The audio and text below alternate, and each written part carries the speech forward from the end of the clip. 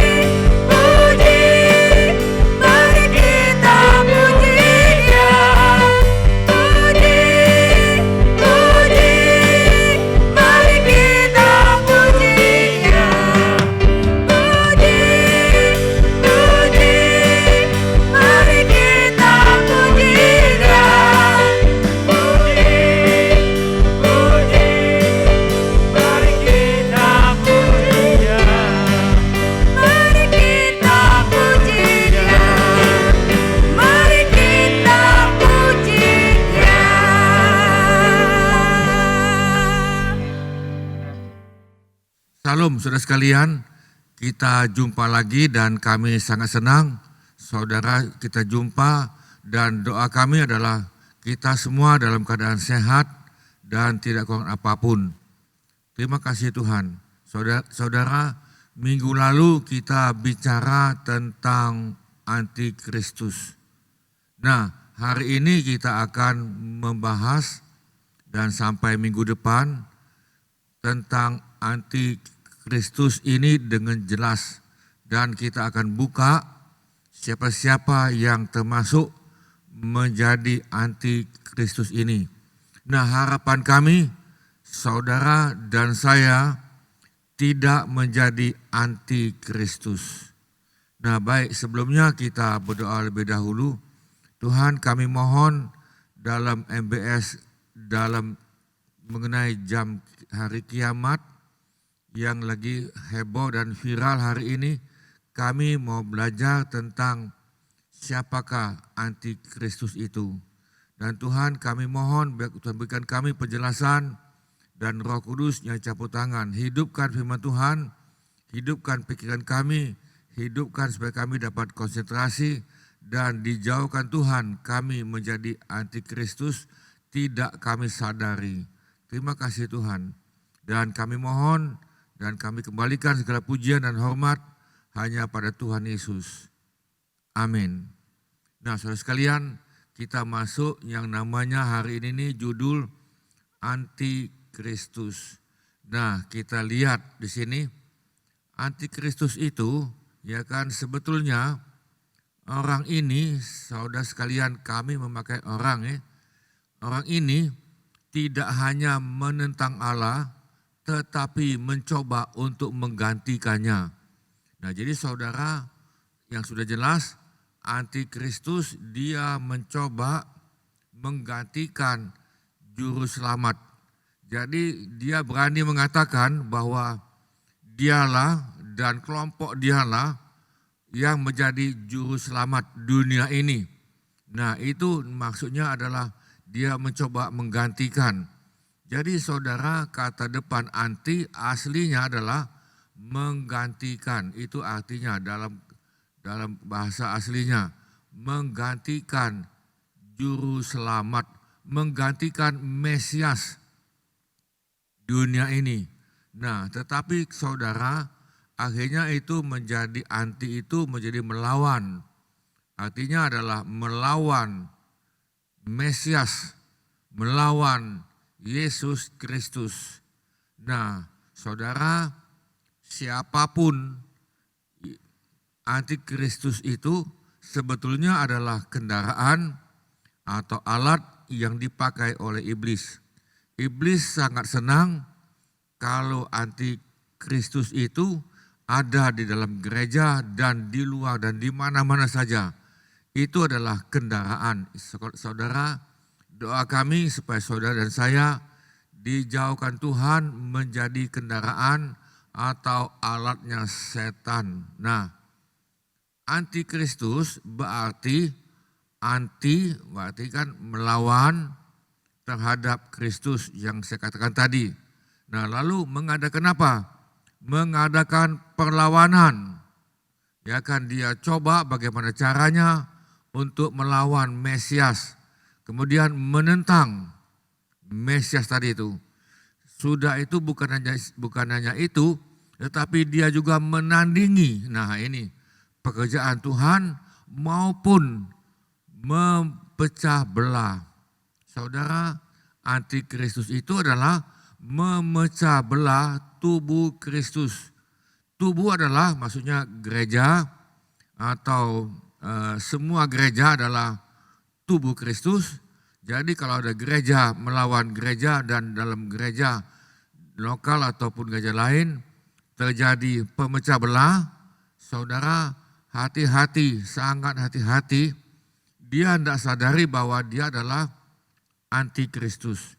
Nah, antikristus ini saudara menyakiti tubuh Kristus, tubuh Tuhan. Dia menyakiti anggota gereja, baik dalam lokal maupun yang lain. Saudara bisa buka itu dalam 1 Yohanes 2, 22, 23. Saya tidak buka semua ini, nanti kelamaan.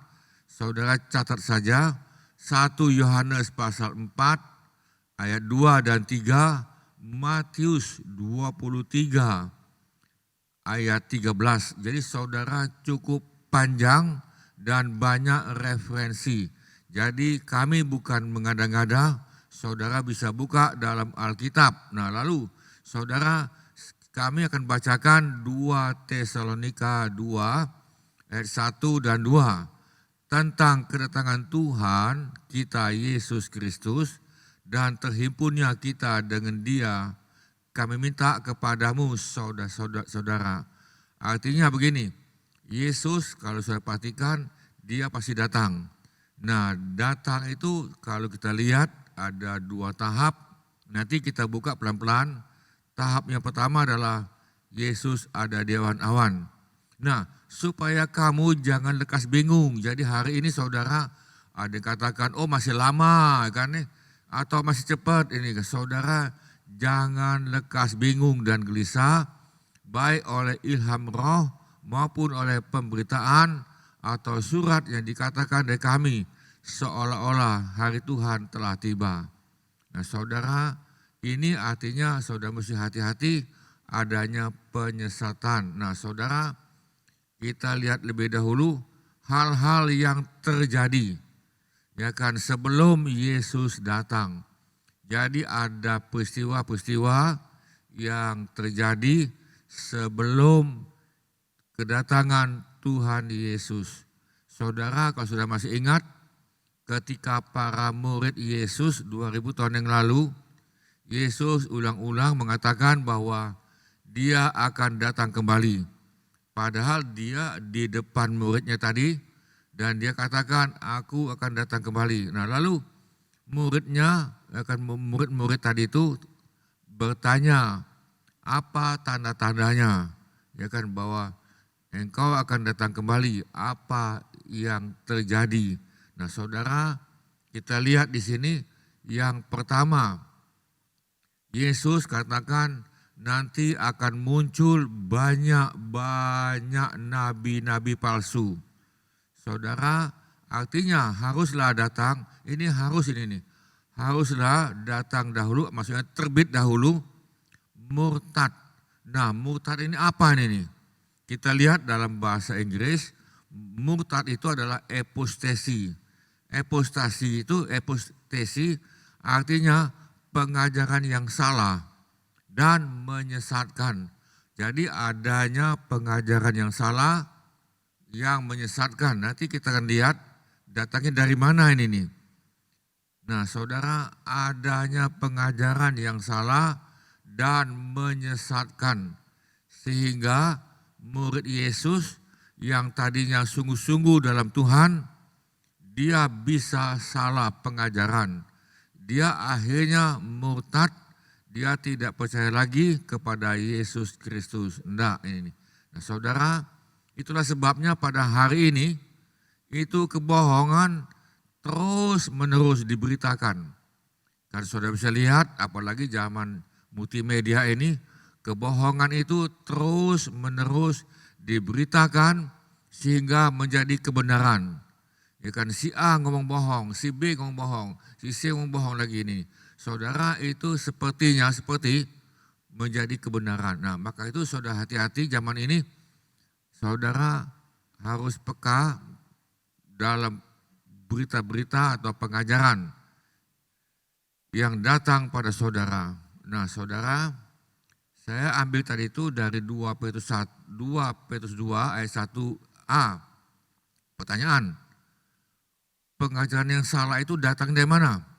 Ya kan, sehingga terjadinya epostesi atau terjadinya pemutatan, jadi ada yang murtad dengan ada ajaran yang salah. Lalu adanya nabi-nabi palsu, datangnya dari mana ini? Nah kita lihat dari 2 Petrus 2 ayat 1. Nah ini, sebagaimana nabi-nabi palsu dahulu tampil di tengah-tengah umat Allah. Artinya apa ini? Dari zaman perjanjian lama loh ini nih. Di antara umat Israel timbullah nabi-nabi palsu di mana? Di tengah-tengah kamu, ya kan, di tengah-tengah umat Tuhan. Kalau hari ini, saudara, nabi-nabi palsu itu atau pengajaran-pengajaran yang menyesatkan, ya kan, saudara, ini timbul dalam gereja setempat, Saya ulang lagi, dalam gereja setempat. Lalu dia ngomong ke sini, dia ngomong ke situ, yang lain. Nah demikian pula di antara kamu akan ada guru-guru palsu. Dia akan ngajar ini, yuk aku ngajar begini, ya kan. Lalu dia akan menentang ajaran yang benar. Dalam perjanjian lama kalau sudah masih ingat, nabi-nabi yang dari Tuhan yang memang betul-betul itu tidak banyak. Bahkan yang banyak itu adalah nabi-nabi palsu. Mereka semua nubuat-nubuat yang bagus-bagus ini nih. Nubuat-nubuat yang enak-enak. Nah tetapi nabi Tuhan dia katakan, kalau kamu tidak bertobat, kamu akan mengalami bencana ini dan bencana itu. Nah saudara, itu timbul di tengah-tengah umat Allah.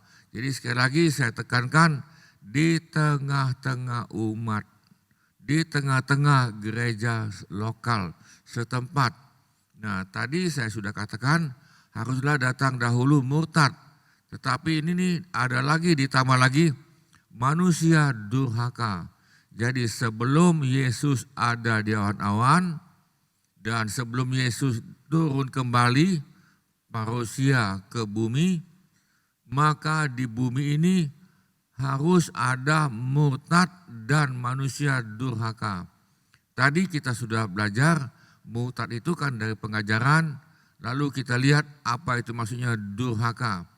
Saya ambil dari Yohanes 14 ayat 6. Sebelum kedatangan Tuhan Yesus yang kedua kali, di bumi akan terjadi apa? Murtad, artinya menyimpang dari kebenaran. Padahal Yesus katakan dalam Yohanes 14 ayat 16, kebenaran itu adalah Yesus. Yesus mengatakan dengan jelas, akulah jalan, akulah kebenaran, dan sebagainya, dan seorang pun tidak akan sampai pada Bapa kalau tidak melalui aku. Saudara, kebenaran itu yang ada di dunia ini, yaitu Yesus. Kebenaran, jadi Yesus katakan, Akulah kebenaran. Akulah kebenaran. Jadi dia tidak katakan, aku mengajar kamu kebenaran, aku mempunyai kebenaran. Tidak. Yesus tidak katakan aku mempunyai kebenaran.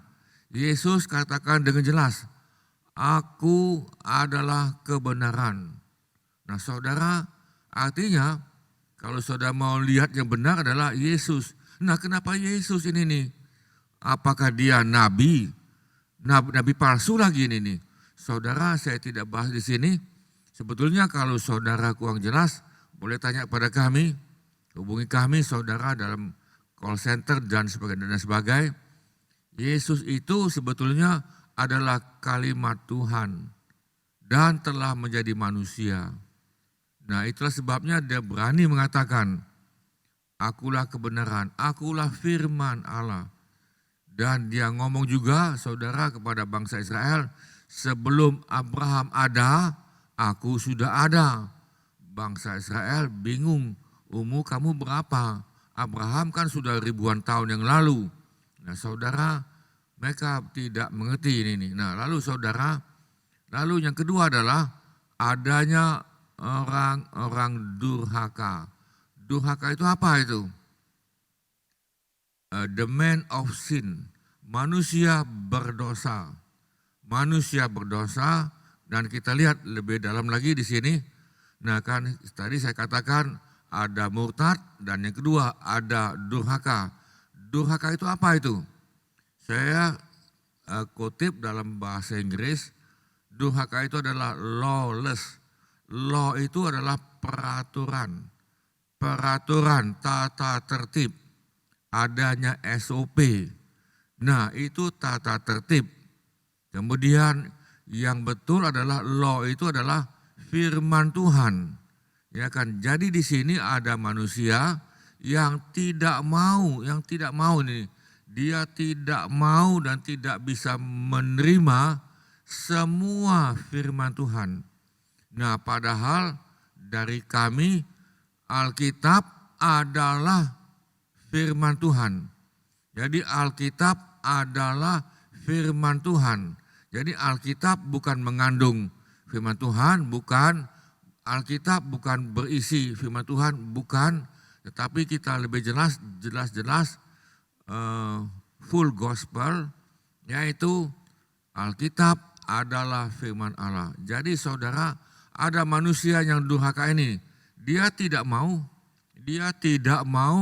di bawah firman Tuhan. Dia juga tidak mau di bawah gereja. Jadi saudara, bagaimana kalau dia dalam perusahaan?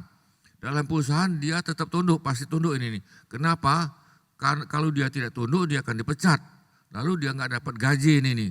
Nah dalam gereja, apakah dia dikasih gaji? Oh itu enggak ada gaji kan? Nah jadi oleh karena enggak ada gaji, jadi dia sekenak-kendaknya. Jadi itu namanya manusia pemberontak, son of perdition, atau dalam terjemahan yang lain firman Allah yang hidup itu dikatakan anak neraka. Anak neraka ada di bumi ini nih. Ya kan saudara, ini adalah penghuni. Jadi di dunia ini ada anak Tuhan, ada anak neraka. Nah saudara, dalam bahasa Inggris yang berikutnya itu adalah kuasa kejahatan, son of destruction. Destruction itu adalah anak yang menghancurkan, anak yang membuat menghancurkan, atau dalam bahasa Inggris yang satu lagi wicked. Wicked ini saudara itu jahat, itu licik, dia licik ini nih. Nah saudara, kita lihat artinya adalah suka melawan, tidak tunduk, menentang, ya kan, semua salah. Yang benar dia itu. Ini salah si A, salah si B, dan dia tidak mau tunduk, ini sudah jelas. Tidak mau tunduk kepada pemimpin, lalu dia meninggikan dirinya. Kamu tahu tidak siapa aku ini nih? Nah saudara, dia tidak tunduk pada hukum, lawless ini nih. Nah lalu saudara, dia juga tidak menjadi pelaku firman. Alkitab ulang-ulang, kalau kita tidak menjadi pelaku firman, Orang itu tidak selamat, sudah jelas. Saya tidak buka ayat itu banyak itu ayat itu. Nah saudara, saya akan kutip nyambung dari depan tadi 2 Tesalonika, tadi kan 1-2, ini 3 dan 4. Janganlah kamu memberi dirimu disesatkan orang. Saudara, bagaimana dalam gereja setempat, gereja lokal, ada yang ikut sesat, ikut murtad, ikut durhaka. Kenapa? Karena dia, saudara perhatikan di sini, orang itu memberi dirinya, saudara memberi dirinya sendiri untuk disesatkan. Jadi saudara, kalau ada kawanmu dekat, ya kan, dalam gereja setempat ataupun yang lain, saudara, ayat ini mengatakan, saudara jangan memberi dirimu, jangan memberi dirimu. Nah, ayat ini sudah jelaskan, kamu memberi dirimu sendiri untuk disesatkan. Memang Yesus katakan bahwa manusia itu seperti domba. Domba itu adalah hewan yang paling bodoh. Hewan yang paling bodoh, saudara. Datang serigala, cium-cium serigala itu cium-cium domba itu diam. Kemudian kakinya digigit oleh serigala itu. Dia diam itu. Ya kan, datang ular lagi. Ya kan, ular sawah tadi datang, ya kan, mau nekam dia pun diam. Tidak lari ini nih. Nah, jadi saudara, bagaimana solusinya? Domba itu butuh gembala. Ya kan, gembala rohani maupun gembala jasmani. Nah, gembala itu yang sudah jelas Tuhan yang angkat dan mempunyai karunia pengajaran. Jadi sekali lagi saudara sini, janganlah kamu memberi dirimu disesatkan orang dengan cara yang bagaimanapun juga. Saudara jangan mau ini dibujuklah dengan makanan. Yuk di sini kamu nanti dikasih sembako, kamu nanti dijumput, diantar lagi. Saudara hati-hati. Nah sebab kenapa? Sebab sebelum hari itu hanya besar itu. Kan minggu lalu kita sudah belajar kalau ada hari itu, dengan kata-kata hari itu, maksudnya itu kedatangan Tuhan di awan-awan, haruslah datang, haruslah datang apa? Dahulu apa? Terbitlah dahulu apa? Murtad. Dan yang kedua harus ini, saudara perhatikan di sini. Haruslah dinyatakan dahulu manusia durhaka yang harus binasa. Saudara perhatikan di sini. Jadi saudara, memang di dunia ini tidak semua orang Kristen selamat. Tidak semua ini. Jadi walaupun dia Kristen, walaupun dia pemimpin, bagus tadi kan. Oh bagus bapak ini atau ibu ini nih, ngomongnya pelan-pelan ya kan. Injak semut tidak mati. Ya kan bagus sekali ini nih. Saudara harus hati-hati, jangan membiarkan dirimu disesatkan dengan cara bagaimanapun juga. Mereka ini akan datang, saudara ini sudah pasti datang dan sudah datang untuk menyesatkan orang dalam gereja lokal ataupun di dalam tubuh Kristus, dalam gereja dengan gereja. Nah, saudara perhatikan di sini ayat keempat.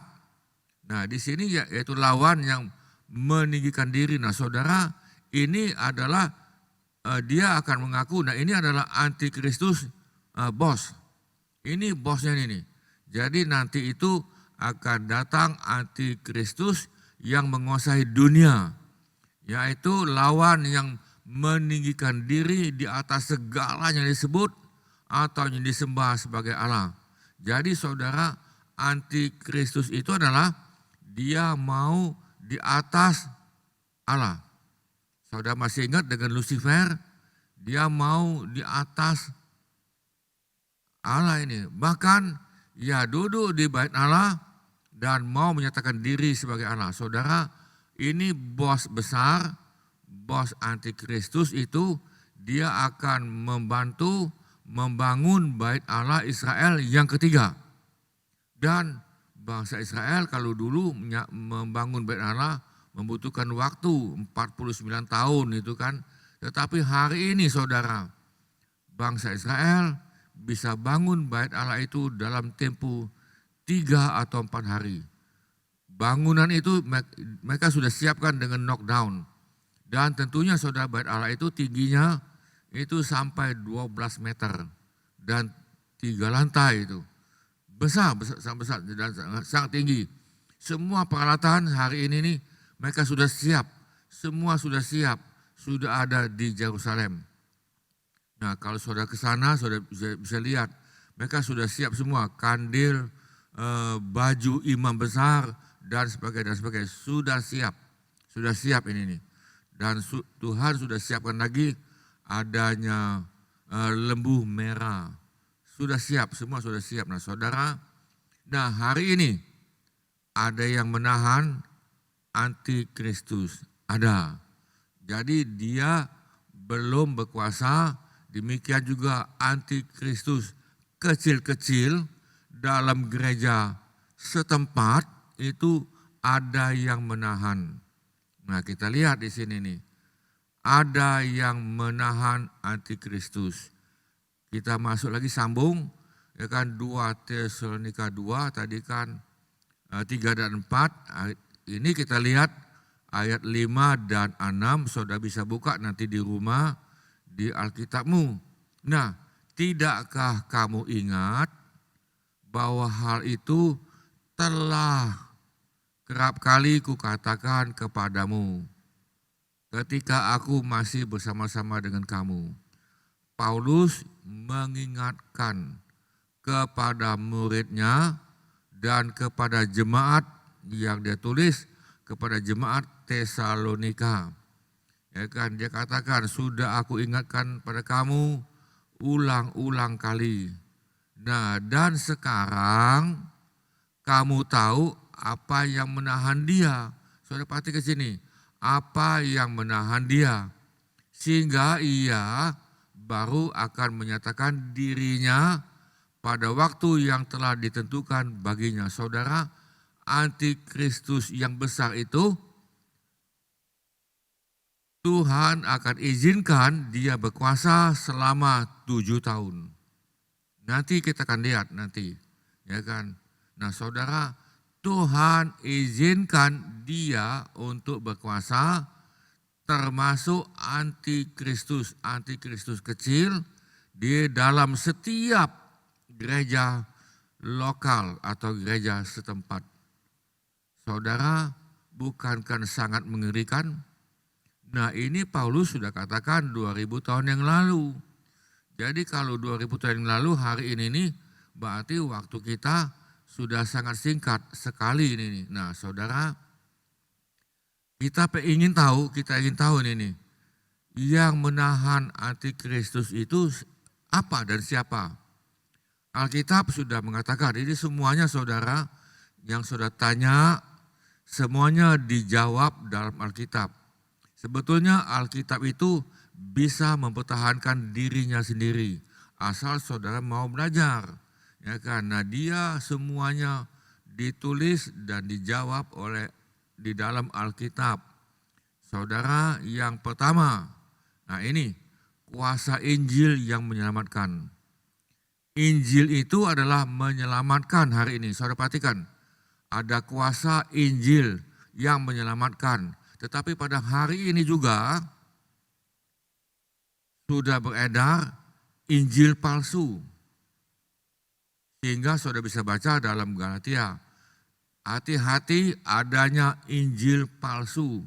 Tetapi gereja itu ini sudah terbit dari Amerika dan sudah menjalar kemana-mana.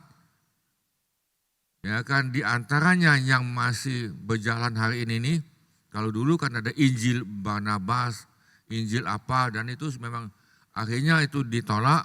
Tetapi hari ini yang masih berjalan Injil kemakmuran. Saya minta maaf dulu. Nah saudara, kuasa ya kan sebagai garam dan terang dunia. Matius 5:13 artinya begini, kita kutip ini kan. Saudara, kalau saudara sebagai orang Kristen Dimanapun saudara berada, saudara sebagai garam. Garam itu apa tadi itu? Garam itu adalah untuk menahan pembusukan. Jadi dimanapun saudara berada, saudara menjadi garam. Dunia sudah busuk, sudah tidak tahu keruan lagi, ya kan, sudah pornografi lah, segala macam lah ini tipu sini tipu situ. Nah saudara sebagai orang Kristen jangan ikut, ya kan, ikut nipu, ikut korupsi, ya kan, tipu sini tipu situ. Nah saudara, kita adalah garam. Jadi dunia bisa lihat, oh ya kan, ini anak Tuhan, garam dunia dan terang dunia. Ya, tempatnya gelap, begitu kita hadir, maka itu bisa menerangi. Artinya menerangi perbuatan yang salah. Nah, inilah yang menahan antikristus tadi itu. Termasuk dalam gereja lokal maupun dalam dunia ini. Nah, lalu lanjut lagi dengan Matius 5 ayat 16. Demikianlah hendaklah terangmu bercahaya. Ya, karena saudara, maksud tadi bukan kita bersinar berkilau-kilau, bukan. Maksud itu bercahaya dalam rohani. Ya kan, oh ya kan, dia ini anak Tuhan, jujur ya. Anak Tuhan ini bisa dipegang omongannya. Anak Tuhan ini bukan mulutnya pelintir sini pelintir situ, bukan. Dia memang anak Tuhan dan terang. Dalam dagangmu pun saudara terang. Pekerjaan pun terang, semuanya terang.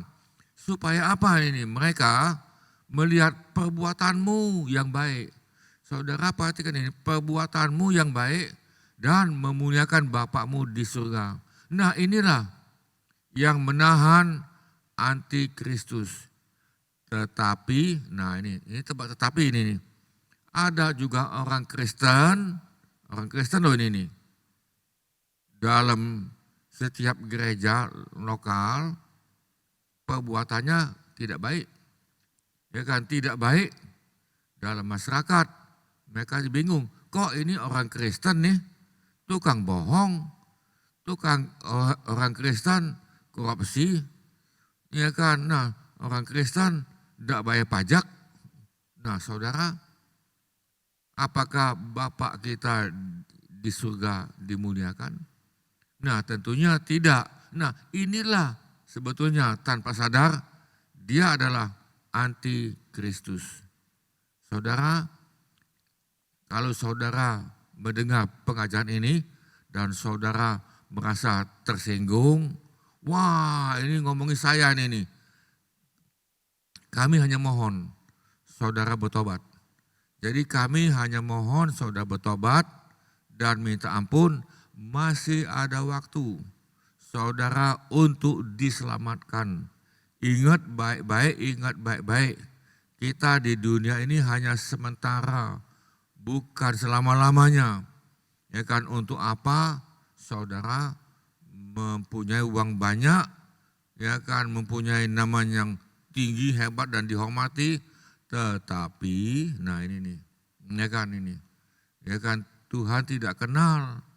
Nah saudara bertobat. Saran kami adalah saudara bertobat, buka hatimu dan biarlah kita mempunyai pikiran yang luas. Nah kita lanjut ya. Nah yang ketiga, antikristus itu sudah ada. Nah kita baca ini nyambung ini nih. Nyambung di ayat yang di depan 2 Tesalonika 2. Kita baca ayat 7 dan 8a. Nah gini, karena secara rahasia, masih itu diam-diam ini. Paulus sudah mengatakan 2000 tahun yang lalu, diam-diam kedurhakaan telah mulai bekerja. Tetapi sekarang masih ada yang menahan. Kalau yang menahan itu telah disingkirkan, saudara, tadi dikatakan tadi, itu yang menahan dia adalah kuasa Injil. Yang kedua adalah anak Tuhan yang memang sungguh-sungguh menjadi garam dunia dan terang dunia. Artinya apa ini nih? Ya kan, yang dua ini mesti disingkirkan dulu. Ya kan, kalau ini tidak ada lagi, maka antikristus yang besar dan antikristus yang kecil-kecil dalam setiap gereja berkuasa. Ya kan, dia akan nongol ini. Nah, pada waktu itulah si pendurhaka baru menyatakan dirinya. Saudara perhatikan di sini. Antikristus yang besar itu sama yang kecil-kecil itu dikatakan si pendurhaka.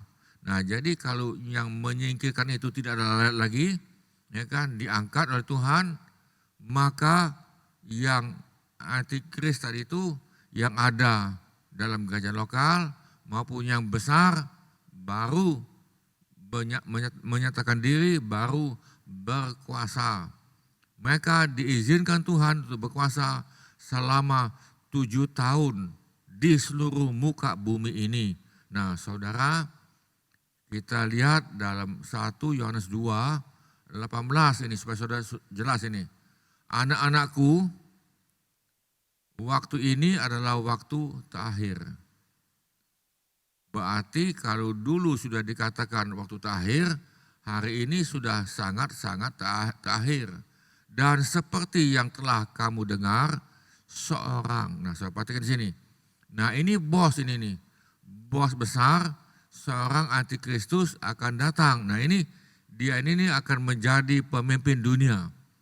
Dia ini akan menjadi pemimpin dunia yang memimpin dunia ini sebagai pemimpin. Ingat kalau kita lihat, kalau saya masih ingat dalam pelajaran kita beberapa minggu yang lalu, dunia ini sedang membutuhkan seorang pemimpin dunia. Bagaimana untuk menyelamatkan dunia ini? Nah saudara, dia akan jawab ini, aku bisa kok. Nah sekarang telah bangkit banyak, ya kan, banyak antikristus. Itulah tandanya bahwa waktu ini benar-benar adalah waktu yang terakhir. Nah saudara, kita lanjut lagi. 1 Yohanes 2 ayat 22. Siapakah pendusta itu? Bukankah dia hanya menyangkal bahwa Yesus adalah Kristus? Dia itu adalah antikristus. Yaitu dia hanya menyangkal baik bapak maupun anak. Nah saudara, pada hari ini dalam gereja setempat maupun dalam gereja-gereja yang lain, saudara perhatikan ada yang menyangkal Bapa di surga. Saya tidak terlalu dalam di sini, nanti kita kelewatan, maupun tidak mengakui Yesus sebagai Tuhan dan sebagai firman Allah yang hidup yang telah menjadi manusia. Nah saudara, 2 Yohanes 1 ayat 7 ini semakin jelas ini. Sebab banyak penyesat telah muncul dan pergi kemana? Seluruh dunia. Dia pergi ke seluruh dunia ini, dia kemana-mana. Yang tidak mengaku bahwa Yesus Kristus telah datang sebagai manusia. Itu adalah penyesat dan antikristus. Saudara, kalau saudara masih ingat, dalam Roma dikatakan, kalau kamu bisa mengaku dan menerima Yesus dengan mulutmu dan dalam hatimu percaya bahwa Yesus telah menjadi manusia dan telah mati dan telah dibangkitkan, maka kamu akan selamat. Sudah perhatikan di sini. Nah di sini sudah muncul ini, sudah kemana-mana.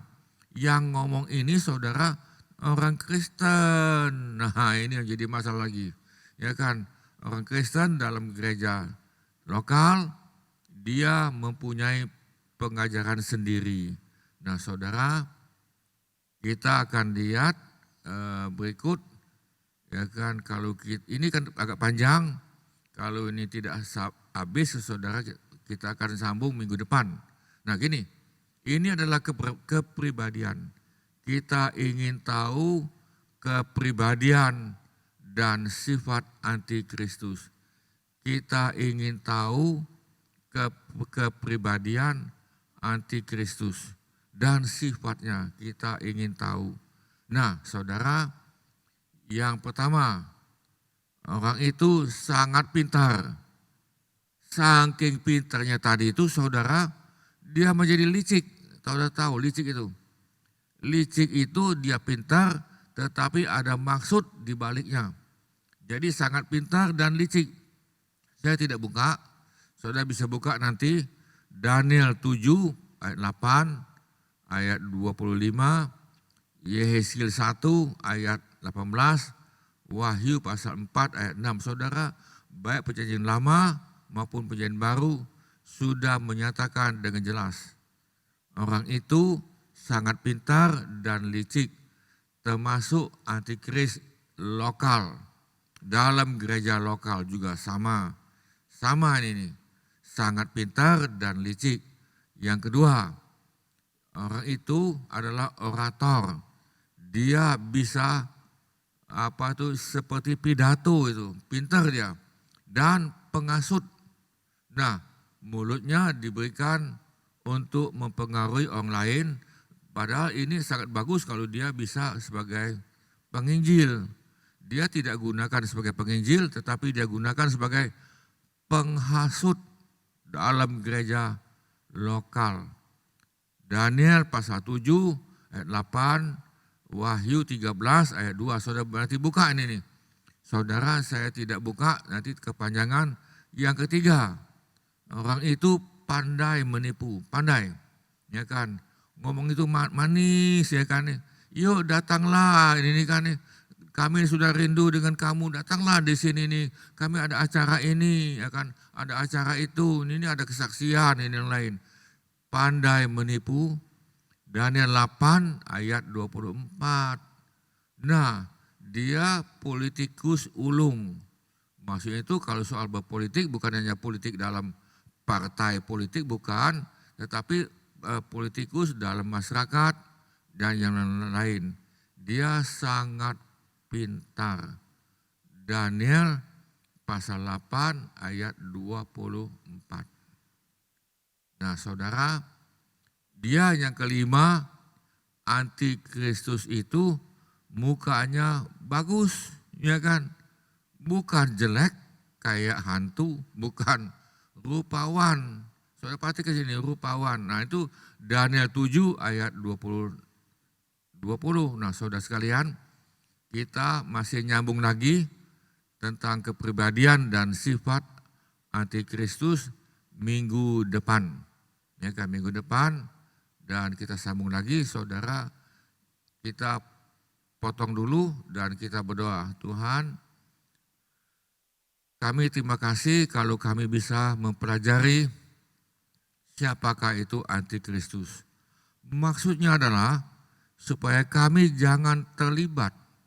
Maksudnya supaya kami kadang-kadang tidak sadar memberikan diri kami. Kami memberikan diri kami untuk disesatkan. Tapi Tuhan, kami mau jaga hati kami mau jaga, telinga kami jangan mau disesatkan, ditipu, sehingga kami menjadi antikristus. Terima kasih Tuhan, berikan kami roh takut akan Tuhan, berikan kami roh untuk bijaksana. Terima kasih Tuhan, berikan kami roh untuk membedakan roh yang mana. Terima kasih Tuhan, Tuhan Yesus, biarlah Tuhan sebagai gembala kami, dan Tuhan pakai gembala yang ada jasmani pada kami masing-masing, supaya kami dapat mengerti akan pengajaran. Terima kasih Tuhan, kami kembalikan segala pujian dan hormat, dan kami mohon dalam nama Tuhan Yesus. Amin. Saudara sekalian, kita sambung lagi minggu depan. Tuhan memberkati. Tuhan berkati. Amin. Terima kasih buat Bapak Ibu, saudara-saudari dimanapun kita berada yang sudah mendengarkan pengajaran pada malam hari ini. Adalah pengajaran yang luar biasa yang baru kita dengar, kita boleh lakukan dan kita bagikan kepada banyak orang. Mari kita bersyukur kepada Tuhan Yesus. Terima kasih Tuhan. Terima kasih Bapa, terima kasih. Kau Raja kami tinggikan, Kau Raja kami agungkan seumur hidup.